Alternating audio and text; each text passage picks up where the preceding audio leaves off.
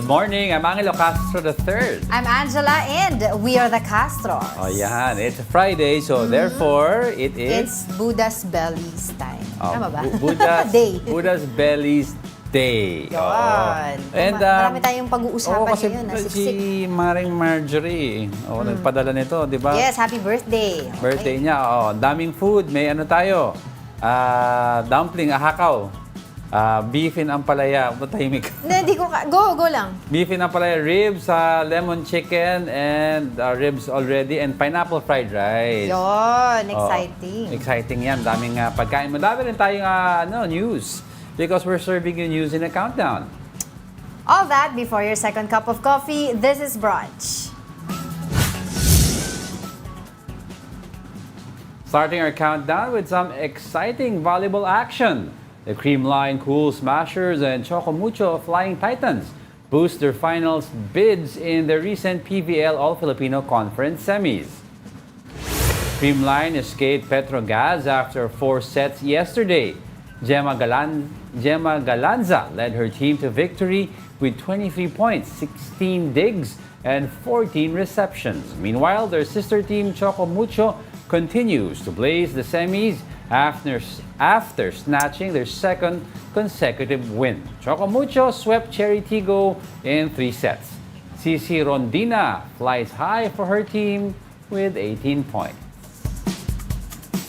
Umiinit ang labanan. Dami nakaabang dyan. Oo, umiinit ang labanan. Very fast and exciting kasi itong itong mga laban. Siyempre now you're going to the finals already.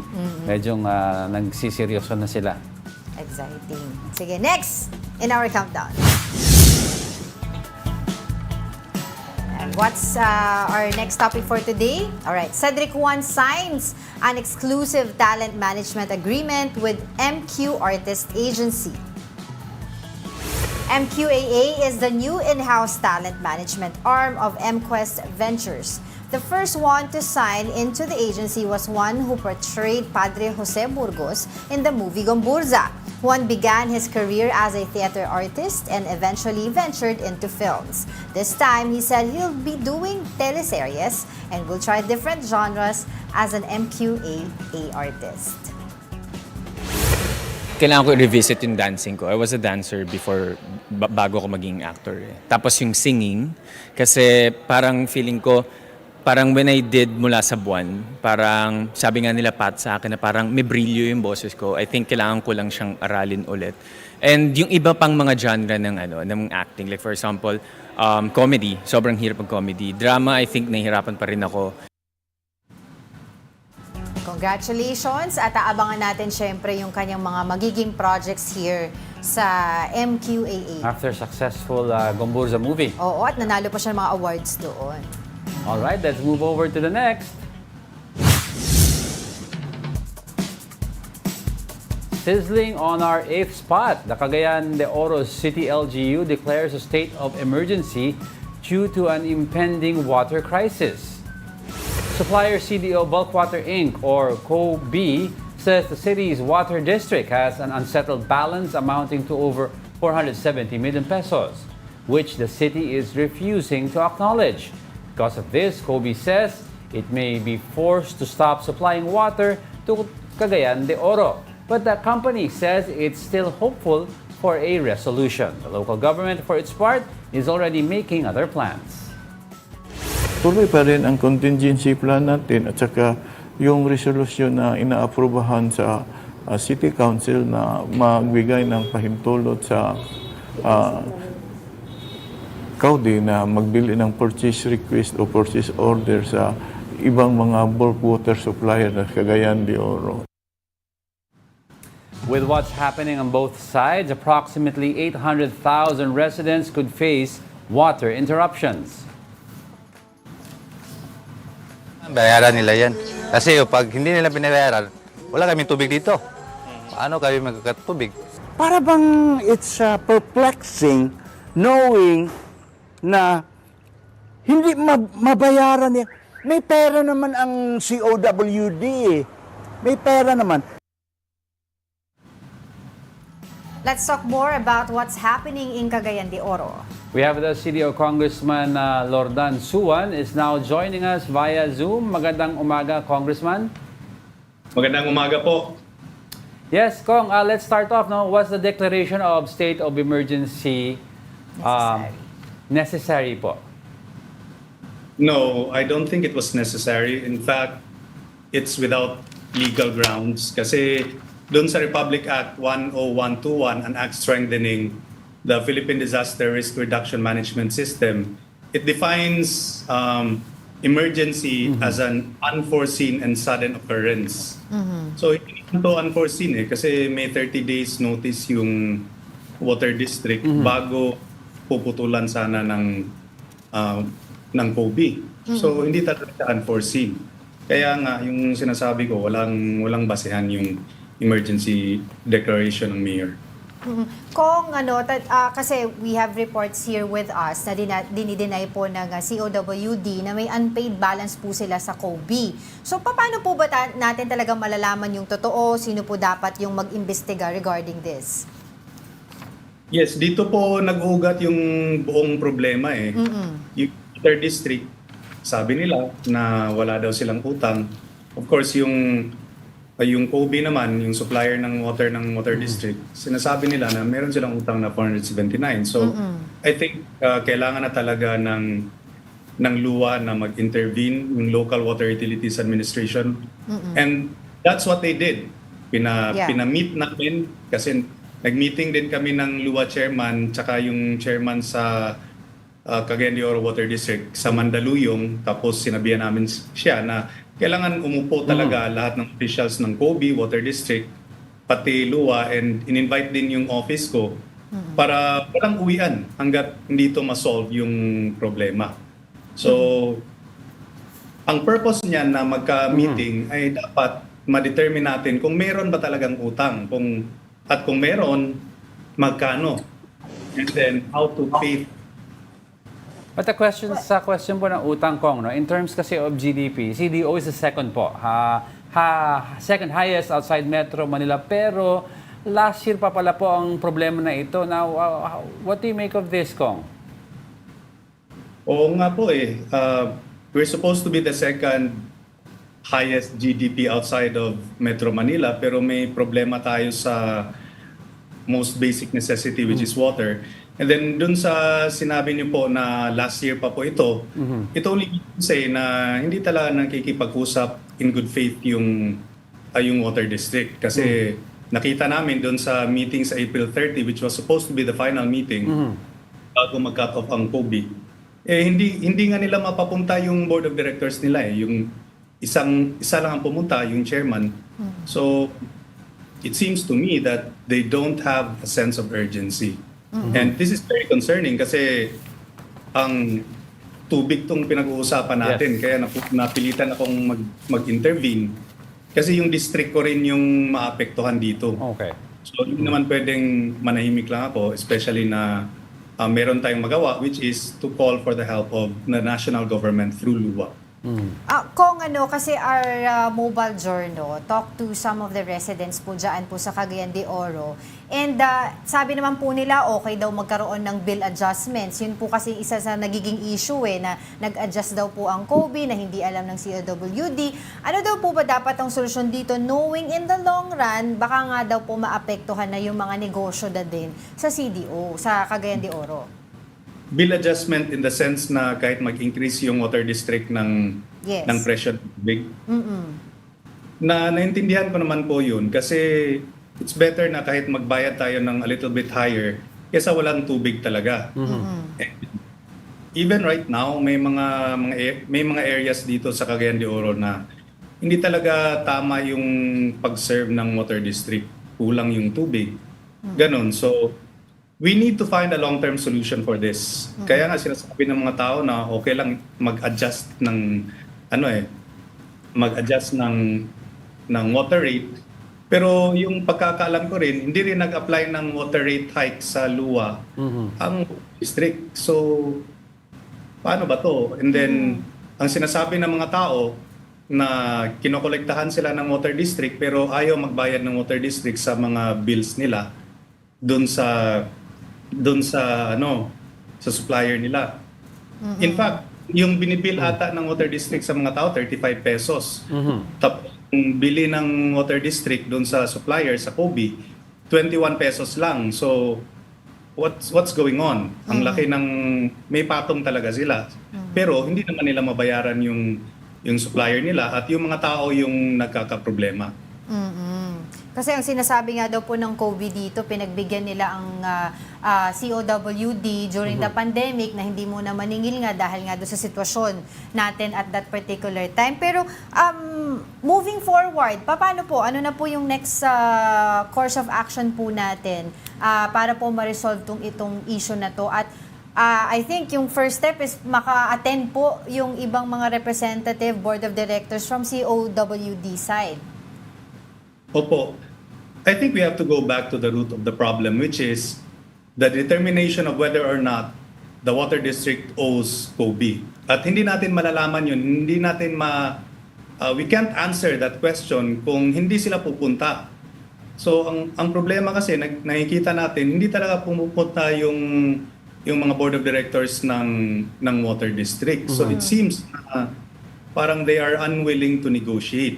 Dapat bumalik tayo doon sa main problem. Pero And kayo, then, Kong, sorry to cut you there, were you able to talk to them personally regarding this? Kung ayaw nila pumunta doon sa mismong mga forum or quorum na siniset?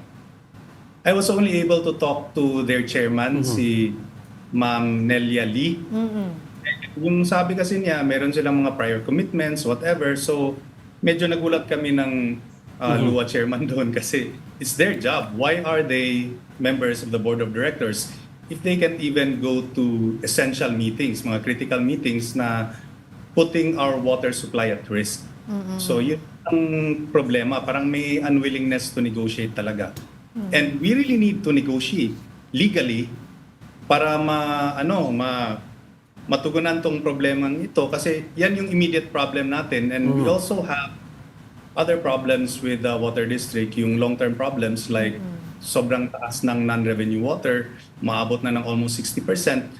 So, ang dami pang dapat pag-uusapan. Pero as of now, yung immediate concern natin na dapat mag-negotiate sila ulit in good faith para so that they can answer the very basic question of this entire problem, which is whether or not may utang ba talaga ang water district, tapos kung meron talaga, kung magkano.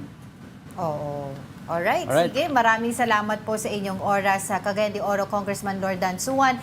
And siguro po patuloy kami makikipag-ugnayan po sa inyo regarding this issue. Maraming salamat po. Thank you. Good morning. Ayun, sige. At usaping tubig pa rin, Diego. Nakailang ligo ka na dahil sa init ng panahon. Ako, Ikaw, personally. honestly, 3 or 4 times na ako nakaligo sa isang araw. Yesterday. Sa At init, least we sa have init. that luxury, di ba? Pero hindi naman ako nagbababad Take a sa bath. shower. Parang yung mga Para lang mga maanuhan succeeding yung init, ligo, diba? para matanggal yung steam. Parang nagsi-steam kasi ang body eh. Anyway, bakit? Pero yun nga, kasi sa Valenzuela, pwede ka nang mag-unli-ligo dahil sa umiikot na mobile shower. Parang unli rice, ha? Oo. Unli-ligo. Para bigyan po ng mukha ng balita, Mobile Zorno, Ivan Tarinque.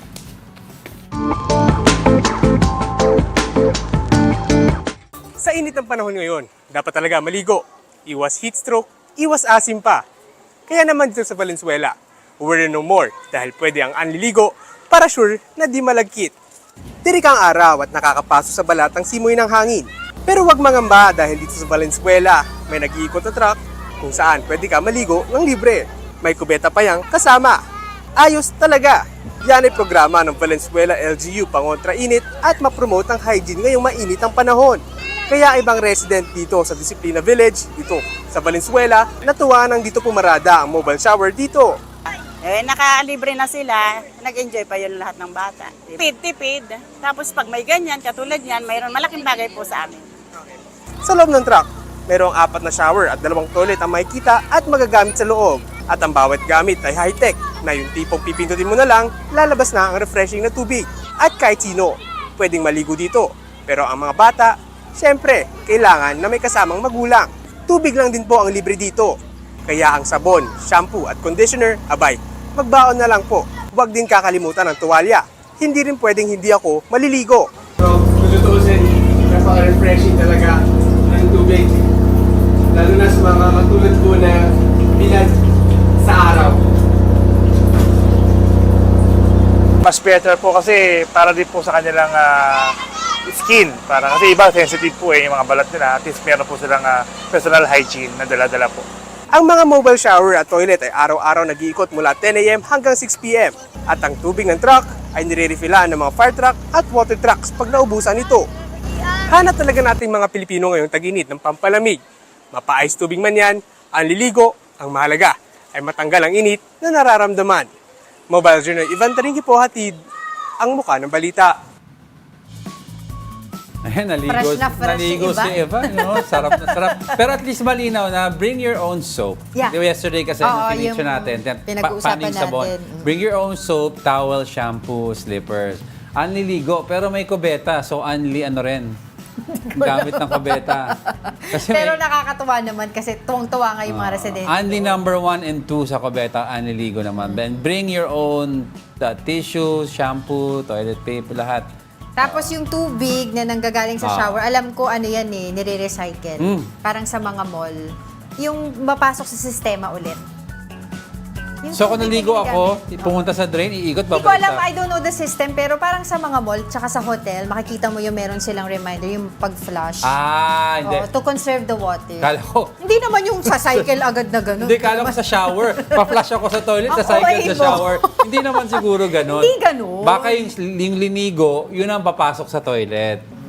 Kasi alanganin naman yung toilet ang i-recycle into Ewan the ko sa'yo, shower. ganyan ka mag-isip. Hindi, sabi mo re-recycle eh. Recycle. Natakot tuloy ako eh. Anyway, coming up, the adjusted working hours for local government employees in Metro Manila started yesterday. Did it really help in reducing traffic? And what's next for Cedrick Lee and Denise Cornejo after a Taguig court found them guilty of illegally detaining actor Bong Navarro? We're just getting started. More of our top 10 news when Brunch returns. Keep it here on One News.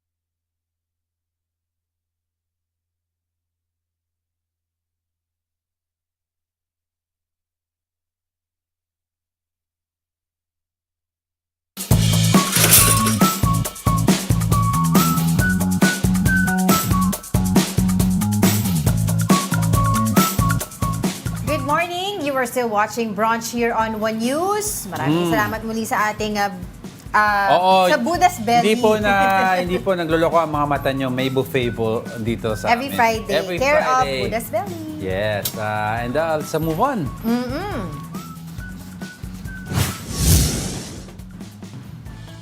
Entering our 7th spot is a new rule in the Edsa Kamuning flyover closure. Heads up sa mga motorists because motorcycles are now barred from traversing the service road's southbound lane.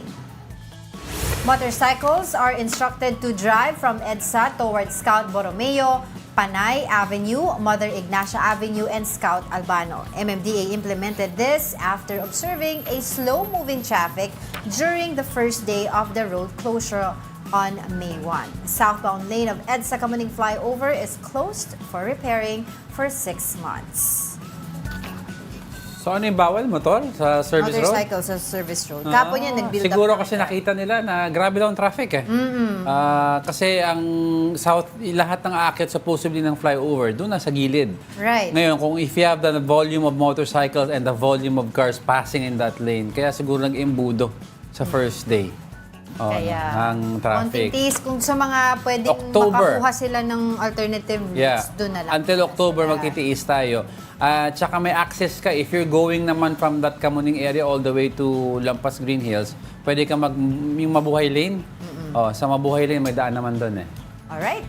Sige, let's continue our countdown.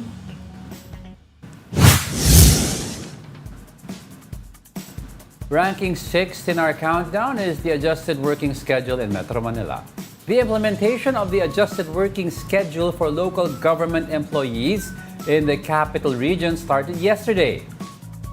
From 8 a.m. to 5 p.m., the new schedule is now from 7 in the morning until 4 in the afternoon. It aims to lessen the traffic, especially during rush hour. The Metro Manila Council believes the adjusted schedule will benefit around 112,000 local government employees. The objective here is vehicle reduction. So if they will travel 1 hour earlier at hindi sasabay sa rush hour, then ako po ay naniniwala na makakatulong po ito upang maibsan ang problema ng trapiko. We are reducing the volume of vehicles pag rush hour. But again, hindi naman ibig sabihin magiging rush hour ngayon yung 1 hour earlier. No?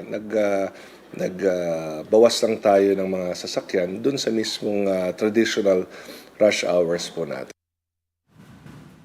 Mapapaaga lang yung rush hour, Char. Pero sana nakita nila because kahit 5 a.m., medyo traffic na. So that means what? 4 a.m. na ang alis?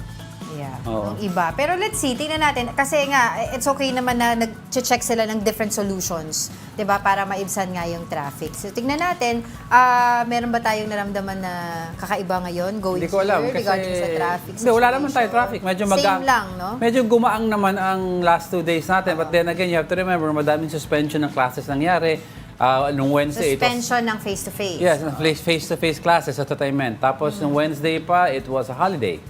So let's take a look next week. And then some companies pa rin right now are still implementing mga work from Yes, pag Friday. pag no? Friday. Some, not Pero if you're talking about yung volume these last 2 days, medyo okay naman. Mas mababa ng 30 to 40 minutes ang travel time. Alright, let's continue our countdown. Now entering our top 5 is the International Criminal Court or ICC. Former Senator Antonio Trillanes claims the ICC might issue arrest warrants against former President Rodrigo Duterte and his daughter Vice President Sara Duterte.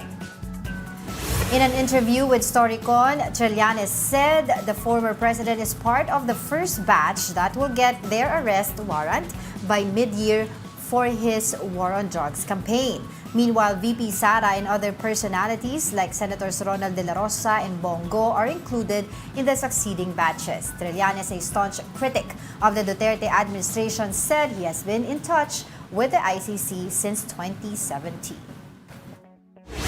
Base sa informasyon ko at yun yung inilabas ko a few months ago when I got this information,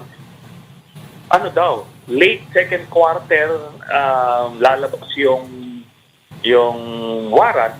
So pwede na nating stretch yun. Sabihin mo ng basta middle of the year. Siguro June, July. Yun yung doon mangyayari yan. So, it's a waiting game at this point. Naka, when and if and when this happens, gusto natin makita what's going to happen with sila VP Sara and Senator Bato if their travel plans are magiging limited. Because what if they travel into a country na may ICC jurisdiction? Na pwede i-enforce yung arrest warrant. And at the same time kasi, Senator Bato is a sitting senator and VP Sara is currently our vice president. Right. Oo. And yun nga, sinasabi ni former Senator Trillanes na baka late second quarter ng taon may issue yung arrest warrant nga. Supposedly, mukhang sasabay yan sa Diego, sa SONA. Just in case, we don't know yet. Pero yun nga, di pa natin alam. Pero nag-maintain naman ng PBBM administration na hindi daw nila entertain, diba, itong mga gagawin ng ICC because this administration has reiterated na our justice system is working. Hindi natin kailangan ng ibang entity. Yun ang sinasabi yun lang nila. para iwas arrest, medyo limited na ang movement internationally ng mga personalities na ito na involved, especially if they have travel plans to enter a country that is under the jurisdiction of the ICC or member state of the ICC. And as of now, wala naman directive ang Pangulo, di ba, sa Bureau of Immigration din also na harangin sila dahil status ko sila. Kung walang directive, pwedeng pumasok. Hindi mo natin na-recognize yung country natin as a whole. Alright, sige. Let's move on. Sitting pretty at our top 4, the Immigration Bureau warns foreign nationals against making bomb jokes. The agency says they may face denial of entry, exclusion, or deportation. The warning comes after a Japan-bound flight was delayed for 5 hours on Wednesday, after airport authorities received a bomb threat call from an unidentified woman. The BI also reminded foreigners of their obligation to adhere to Philippine laws.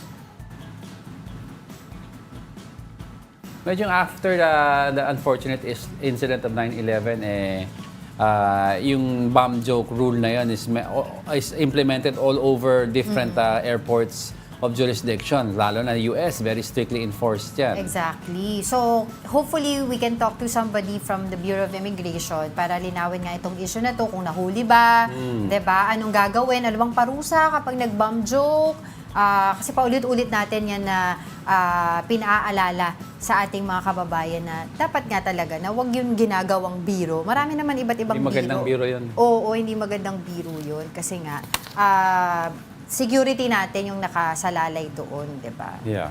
Tsaka alam mo, hihirapan tayo in the future if madami nagbibiro ng ganun to entertain ano na yung totoo sa hindi. Kasi 5-hour delay sa flight ang nangyari. Di ba? So, paano yung ibang flight succeeding that will use the same runway, that will use the same gate, na push back lahat. And then, pahihirapan mo ang authorities to investigate. So, they will verify clear, they will verify kung puro ganun ang puro joke ang ginagawa ng mga walang magawa sa buhay, madidelay lahat. Oo, saka hindi din po pwedeng excuse na hindi mo alam na bawal yung mag-joke ng ganun. Alam na it's very common. If you're a frequent traveler or kahit hindi ka frequent traveler, nakalagay naman sa mga cards yan, tsaka sa airport may mga saka poster. even in the movies, when you watch it, di ba, pinag-uusapan yun na bawal magsabi ng mga bomb jokes. So, yun din, no? Kung nyari, ikaw naman ay pasahero, narinig mo yung isang pasahero na ang tawag doon, nagsabi ng bomb joke. Ano ba yung dapat mong gawin? Magsumbong ka ba? Naalala ko pa, may isang pasahero na nag-joke ng gano'n, nang hinuli siya. Tapos in-interview siya, hindi naman niya ibig sabihin daw yun. Anong ibig sabihin sinasabi niya? daw niya kasi, nagpasabog daw siya ng utot. Tapos nung sinabi daw niya sa anak niya, narinig daw ng officer, akala daw kung anong joke ang sinabi. Hindi po pwede talaga yung mga Ingat na lang kayo sa choice of words. Security ang pinag-uusapan. You can just say, I farted. Undesirable smell came naman out from the body. May food tayo. Ikaw talaga, ikaw nag-start nun eh. Oh, by the way, hinahanap ko yung friend natin, Bird. Wala na yung... Free na siya, free. Yung visitor. Okay lang yun, di ba? freedom is importante. Alright, sige. Ito, meron tayong... Oh, may bago tayo. Oh, pero mamaya na. Mamaya na daw. Ha? Mamaya Meron na. Okay. Sige, go. Gulo mo naman eh. Let's go. Yan, nakikita nyo ang screen natin. We know kasi it's brunch time. But dito sa brunch, we have a brunch break. Pangatanggal umay, pangbanlaw. Di ba? Brunch break! Kung nakatatlong kape ka na, uminom ka ng cold water. Now, some foreigners, they do fall in love with our country. So much that they choose to stay here. That's right. And one of them is an Indian national who previously trained at Junior NBA. Now he is a basketball coach here in the Philippines. Now joining us today is the founder of Sports Clinic Zero Crowd Sports, Pawan Singh. Good morning, Coach. Morning, Coach Pawan. Good morning. Yan. Turn on your video para makita ka ng aming mga Viewers. ka-brunch. Yes. Yan, Coach Pas. Good morning po. Good morning, Coach. Medyo putol yung... Ayan. Okay. Coach, let's start off. Interesting kasi yung story mo. What could you tell us? Why the Philippines? Diba? I mean, you're a good basketball player. May career ka pwedeng habulin sa ibang country. Bakit dito sa Philippines? And you decided pa to train aspiring players. Dito po talaga kasi ako lumaki. Dito ako pinanganak. Kaya lang, nagkaroon ng mga injuries, yun yung mga kinakatakutan ng players eh. Imbit na tumigil, gusto ko pa rin nasa basketball ako. So, may mga pwede akong i-share, knowledge ko. Natutuwa ako dun. Lalo na nakikita ko yung mga bata na gusto talagang i-pursue yung basketball. Nakikita ko yung passion na meron ako dati. I mean, hanggang ngayon naman. Pero medyo nasa different path na yung passion ko. Dati sa paglalaro, ngayon, iba. Ano yung coach ko hindi ka na-injure? Ano ba dapat tatahakin mong career? Lahat po nung naglalaro, gusto talaga mag-pro. So, medyo mahirap dito kasi sa citizenship ko, ganun-ganon. Yeah. Tsaka injuries. Pero dapat line up na ako sa Indian national team. So, yun. Sayang, kita sana natin si Coach sa FIBA World Cup, Pero soon po, mag-ano pa rin. Baga, tuloy-tuloy lang. Ganun naman eh. Hindi tayo mag-stop. Medyo na-injured. May mga kailangan lang unahin ngayon, pero babalik tayo doon. Okay. So, may plan pa rin to, kumbaga, pursue that sa career. Indian national team, yeah.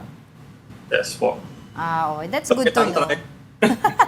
Pero coach, kasi 'di ba, aside from beauty pageants at saka mga boxing, ang mga Pinoy talaga ay meron ding kumbaga special love sa basketball, 'di ba? So bilang coach at isang player din naman din, ano yung general observation mo sa mga Pilipino doon nga sa kanilang pagmamahal sa basketball? Pangit yung word eh, pero addict. Addict sa basketball.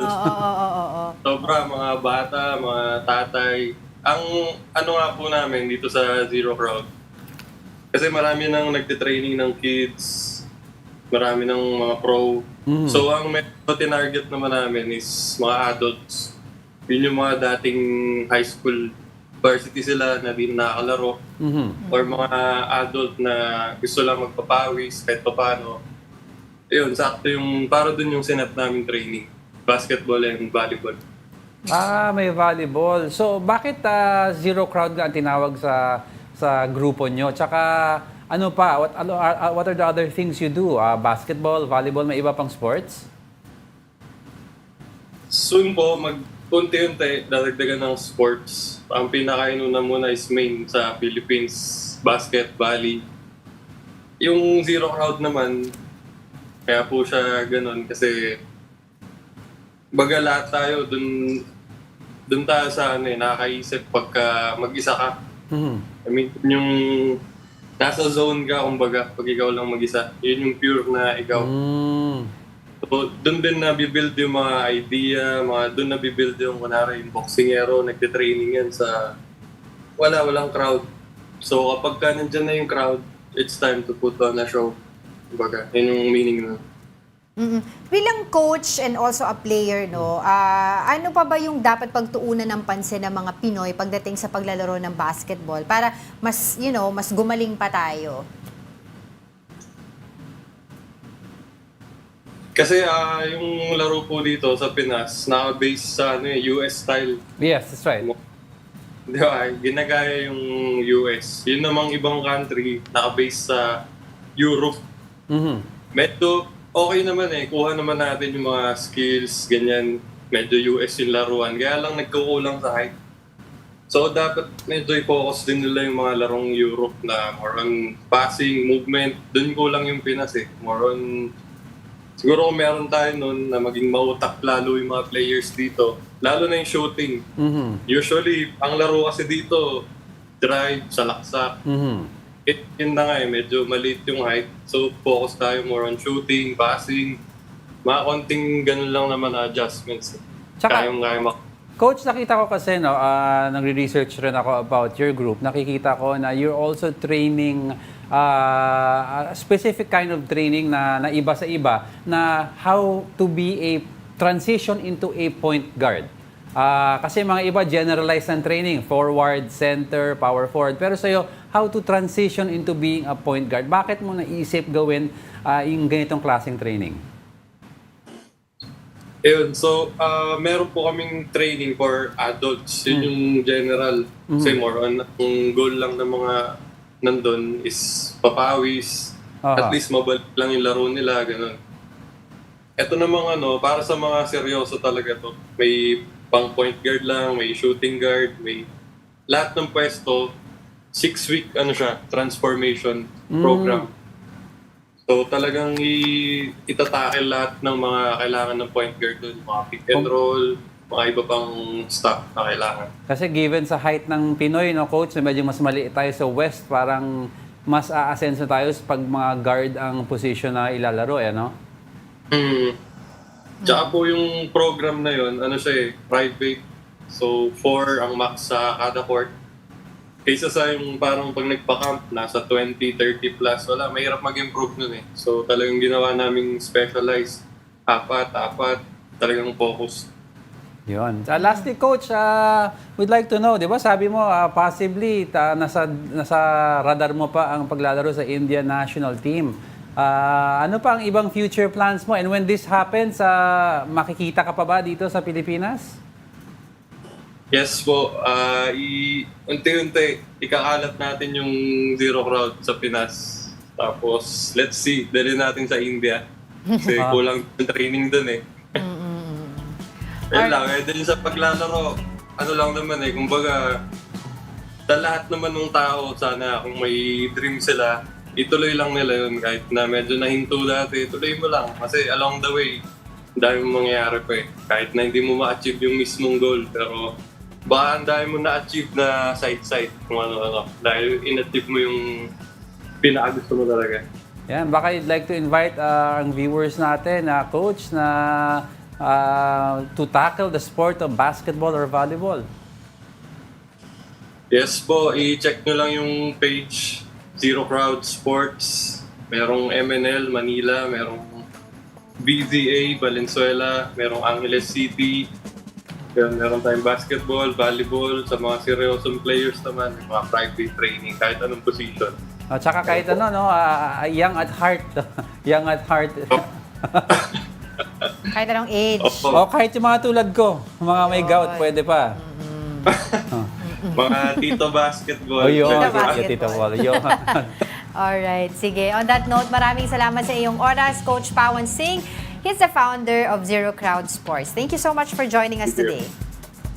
Thank you po, Mr. and Mrs. Castro. At least, Bumabol pa siya. sabi niya pwede yung matatanda mag-train. Di maganda ngayon mag-vacation na yung mga estudyante. Instead na kung ano-ano mga ginagawa, di ba, mag-bisyo, di mag-sports. Tsaka alam ko yung mga, ang nakikita niyang mga gifted players, minsan sabi niya tsaka less fortunate, may mga scholarship program din siya. He helps kasi, he likes to help train kids. Lalo na kung alam niyang may talent, di ba? Parang ako, nakita niyang magaling akong magaling. Okay, sige no. Wala tayong oras. Lagi mong inaano yung ko. Ano? Joke lang. Don't go away because we're not done yet. May tatlo pa. Uy, stay with us.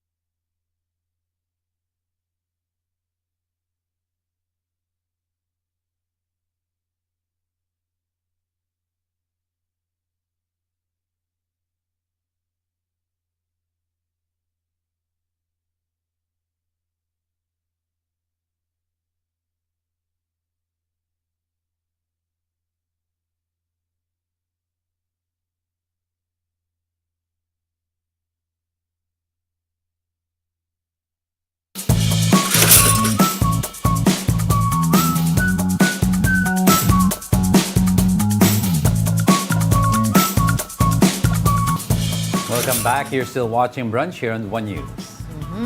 And yun nga, pag-usapan natin, Diego, ulit yung kaninang topic natin, yung tungkol sa bomb jokes. No? Yeah. At this time around, let's discuss that warning from the Bureau of Immigration. BI Deputy Spokesperson Melvin Mabulak is joining us now live via, I think, Zoom. On the line. On the line, I'm sorry. On the line. Good morning. Good morning. Good morning, Ma'am Angela at Sir Diego. Magandang umaga po sa lahat ng nanonood na kikinig. Good morning po. Alright, nahuli po ba yung nagpakalat ng bomb threat recently? So far, wala po. Ay unidentified po siya. Narinig lang po natin ito sa report at ng ating sa MIA. But we have to be proactive on this, no? Kasi kailangan din po natin to maging proactive tayo. To warn our, especially foreign national, kasi yun ang jurisdiction natin, na they have to refrain yung mga bomb jokes because talagang it is a threat to our security as well. Just to be clear po, no specific person po narinig lamang itong joke na to. Tama po? May tumawag po ito sa ating sa airport regarding that it was ang naano po under sa investigation isang babae, but unidentified po ito, but we have to understand na we have to be serious on this because this matters na explosive it creates kasi disorder and it is a threat to our security. Marami po yung implication Yes. Yung domino effect po niyan at nakakapahala. That's why we have to warn foreign nationals who are here na to refrain from such statements na about explosive. I'd like to clarify, no, you mentioned foreign national. Do we have an inkling na yung nag-prank call, or is it officially, can it officially be ruled as a prank call? Is from a foreign national?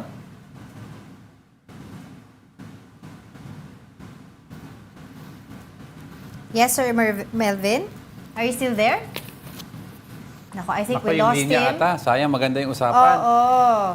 Oo, I think we lost him. So we'll try to get in touch with him again. Nasa Zoom pa rin. Mr. Melvin, can you hear us? Ay, naku, wala na yata. May problema May sa problema line yata sa linya natin. But we'll try to get in touch with him again. Oh, I'd like to para clarify that yung mga detalye. because parang this one hindi ata bram joke but was a prank. Yeah. A prank call stating na may bomba somewhere in Naiya. We'd like to clarify that. And bakit mini-mention nila foreign warning the foreign nationals. Specifically. That means was it may inkling ba sila na ang tumawag was of foreign descent? Okay. Oo. So that was Bureau of Immigration Deputy Spokesperson Melvin Mabulak na nawala sa linya. We'll try to get him back again. Yeah, in a while. But in For the meantime,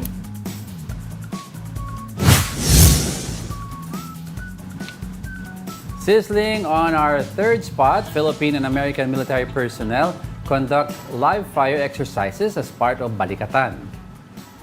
Two landing craft air cushion or LCAC of the U.S. Navy arrived in Rizal, southern Palawan on Thursday. Aboard the LCAC was the U.S. Army's High Mobility Artillery Rocket System or HIMARS. This is the first time that the rocket launcher was used in Palawan. Filipino personnel meanwhile used 105 howitzers in the live fire exercises. So in order to get the HIMARS down here, we flew them down from Luzon into Palawan, got off the aircraft, put it on a ship via LCAC, moved it down the coast off of the LCAC, and then here on the beach to fight side by side with Philippine and U.S. Marines. So the fact that we showed that type of mobility across the frontage of the Philippines, I think is fairly impressive. All right, before we discuss yung ating Balikatan exercises which will be finished by May 10, di ba last day nila yon? Balikan natin si spokesperson. Bureau of Immigration Deputy Spokesperson Melvin Mabulak. Good morning again. Hello, ma'am. Good morning po. Pasensya, medyo hindi po maayos yung signal. Oh yes, malinaw much na better Spock. Regarding my question, Spock, no, you're mentioning na dito say call that came in. So are we saying that we can rule it now, that it was a prank call? And you also mentioned foreign national. So foreigner po ba ang nag-prank call? Wala naman pong na-identify kung anong nationality. Okay. Ang inaano lang natin, we are just warning yung kung sino man. At on the part sa immigration po, considering na kung possibly isa itong dayuhan, we are warning them not to do that, no, to refrain from making that statements kasi hindi po yun maganda at it is a threat to our security. Okay, so para lang po malinaw din sa ating mga kababayan, ano po ba yung mga posibleng kaharapin nitong mga tao po na nag-prank or nag-joke about bombs? Opo, sa ating mayroon po silang pananagutan sa batas, but on the part sa kung foreign national ka dito, hindi lang po sa pananagutan regarding sa existing law natin, but it could be a basis for denial of entry kung ikaw ay papasok pa lang, o di kaya that could be a basis ng deportation case kung ikaw ay nandito na sa ating bansa. Hindi po tama yon, that would be undesirability considering it is a threat to our public safety, public order at sa threat sa ating security. Yes, spokesperson, ano po dapat gawin? For example, ang isang pasahero po ay nakarinig ng threat or joke. Do we confront the person making the joke or threat or do we silently inform authorities? I would rather recommend that they have to inform yung authorities natin sa airport. Alam na po yan, lalo na pa marami pong nakalat mga security personnel sa ating mga paliparan, o di kaya yung taga-airlines mismo. They know there is SOP on yan, kung ano ang gagawin. We have to be alert then, we have to be aware kung anong nangyayari sa ating mga paliparan because these are place na very sensitive areas na dapat we have to be concerned as well. Yeah, I'd like to ask kasi yung mga nahuhuli minsan na nagbabam jokes, karamihan ng excuses nila, hindi daw nila alam na bawal pala mag-bomb jokes. Ang question ko is, nakapaskil po ba? Do we have posters in place sa airport or may warning sa airline that making such jokes is not allowed? Nakikita ko po sa mga sa mga signages po natin sa mga paliparan na hindi po pinagbabawal yung bomb jokes. Even sa entrance pa lang may nakalagay na po diyan. At alam naman po natin na pag ganyan din, we must be aware na marami din tayong napabalitaan na pag mga ganyang jokes ay talagang nagkakaroon ng problema at naharap sila sa isang kaso. At the signages at our airports ay nagpakikita din naman po natin. Alright, taking this opportunity, Mr. Mabula, dun po sa issue naman po ng ICC na sinasabi ni former Senator Trillanes na baka daw po magkaroon na po ng arrest warrant by later or second quarter ng ating taon. Ano po ba ang SOP ng Bureau of Immigration pagdating dito kung may mga taga-ICC po na pupunta? Alam mo po natin, there's already stand of the parts of the Department of Justice na ang ating, we are a government na, siyempre we have our own process na sa ating batas. But on the parts of immigration, once mayroon tayong direktiba galing sa ating Department of Justice, so matataas sa atin sa korte, we have to comply. Ang nature po ng immigration is more on ministerial. Once there is a directive, then they have to implement. But for now, wala po tayong naririnig, walang official directive on that. And we are, we are ready whatever the directive ng Department of Justice. Alright, on that note, maraming salamat po sa inyong oras. Bureau of Immigration Deputy Spokesperson Melvin Mabula. Thank you po. Maraming salamat. Okay, let's continue with our countdown. Ano ba ating next na topic? Entering our top 2 is the latest on China's harassment in the West Philippine Sea. The Department of Foreign Affairs, or DFA, has summoned the Chinese Embassy of Manila regarding the harassment incident in Bajo de Masinloc on April 30. DFA called the embassy's Deputy Chief of Mission, Zhao Jiyong, to protest about China's aggressive actions against our resupply mission vessels. They are also ordering all Chinese ships to leave Bajo de Masinloc now. China has no direct response to this, but they reiterated that Bajo de Masinloc is part of their territory, and the Philippines entered the area without their permission. Wala pang sagot. Medyo tumataas ang PSI, sabi mo nga yesterday, na PSI ng pressure ng tubig. Ang tubig kasi ang regular lang daw yung sa gripo na tumutulog 5 to 7. Pero itong water cannon, that's 200 PSI. Actually, malakas ang 200 PSI. For context, ang average PSI pressure ng isang gulong ng kotse is 34. Isipin mo, yung lalagay natin sa kotse is 33 to 34. And you see how rubber blows up with that kind of pressure. If you have 200 PSI hitting you, could you imagine yung damage na pwedeng ma-inflict? Oo. Tsaka yun nga yung sinasabi ko yesterday, di ba? Ang sinasabi ng China, we're breaking the status quo regarding the on the gentleman's agreement.